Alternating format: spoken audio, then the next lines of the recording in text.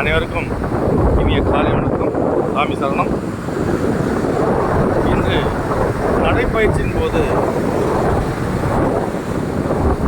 மெரினா கடற்கரையில் இருந்து பயிற்சி கொண்டிருக்கிறேன். அலை அதிகமாக இருப்பதால், காற்று அதிகமாக இருப்பதால் சிறுவன் போகலாம் என்று இங்கே வந்து பார்த்தது. அடித்த மழையிலும் காற்றிலும் நம்முடைய மெரினா கடற்கரையில் உள்ளே இருந்த அழுக்குகள், வேஸ்ட் பேப்பர்ஸ், மற்ற என்னென்னவோ பொருட்கள் அடித்து வந்து தலையில் இவைகள் அனைத்தும் இன்னும் ஓரிரு நாட்களில் திரும்ப அலைகள் வந்து திரும்ப அந்த கடலுக்குள் இதெல்லாம் அழுத்து செல்லும். இதனால் கடல் சுத்தமாவதை தடுக்கும். எனவே அதிகாரிகள் தலையிட்டு இந்த குப்பைகளை, இந்த கலீஜ்களை செய்தால் திரும்ப இது கடலுக்குள் போகாமல் கடல் நீர் சுத்தமாக இருக்கும். எனவே இதை பார்க்கும் அனைவரும் கொஞ்சம் தயவு கூர்ந்து இதெல்லாம் அகற்ற நடவடிக்கை எடுக்க உங்கள் அனைவரையும் கேட்டுக்கொள்கிறேன். வாருங்கள், இந்த குப்பைகளை பாருங்கள், எவ்வளவு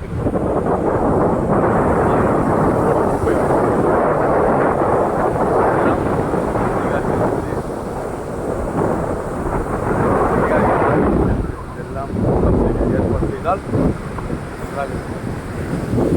பாருங்கள் எவ்வளவு குப்பைகள், பிளாஸ்டிக் கவர்கள், தேவையில்லாத அழுக்குகள், மரங்கள் எல்லாம் பாருங்கள்.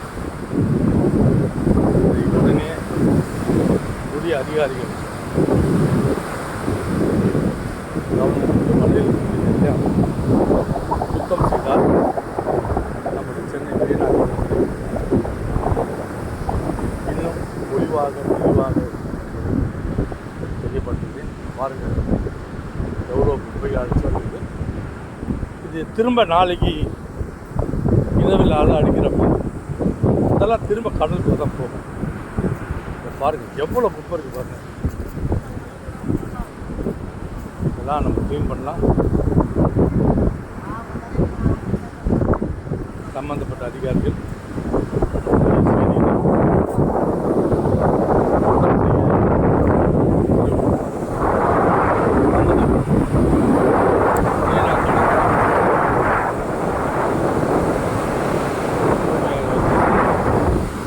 உங்களின் ஆதரவு, உங்களின் அன்பையும் எதிர்பார்க்கிறேன். 4 தமிழக முதல்வர் ஒருங்கி இந்த மெரினா கடற்கரையை பார்த்து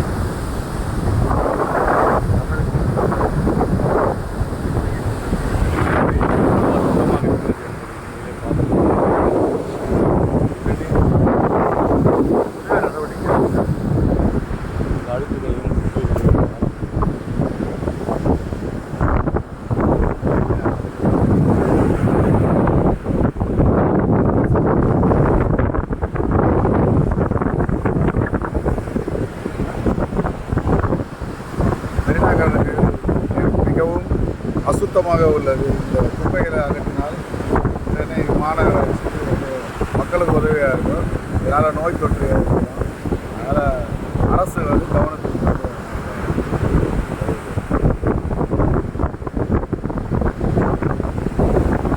துர்நாற்றம் அடிக்குது. மெரினா பீச்சில் காலையில் வந்தால் பயங்கர துர்நாற்றம் அடிக்குது.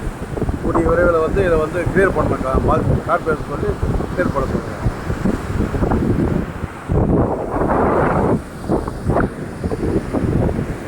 பார்த்தீங்களா, இப்போ